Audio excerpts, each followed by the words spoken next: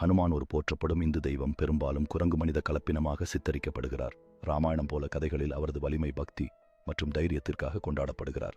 அவர் ராமரின் பக்தியுள்ள சீடர் ஆவார் மற்றும் ராமரின் மனைவி சீதையை மீட்பதில் முக்கிய பங்கு வகித்தார். ஹனுமான் பரிபூரண பக்தி, சக்தி மற்றும் தன்னலமற்ற தன்மையின் அடையாளமாக காணப்படுகிறார். ஹனுமான் தனது இருப்பின்மைக்காகவும் சக்தியை வளர்க்கும் அவரது பணிகளுக்காக மற்றவர்களை வழிநடத்துகிறார்.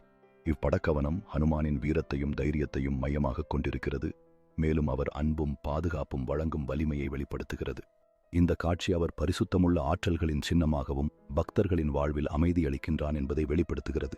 ஹனுமான் தனது பலன்களால் மனிதர்களுக்கு ஏதும் உதவுவதற்காக எப்போதும் தயார் என்றும், அதுவே அவரது திரிகோண குணங்களையும் ஆற்றல்களையும் வெளிப்படுத்துகிறது.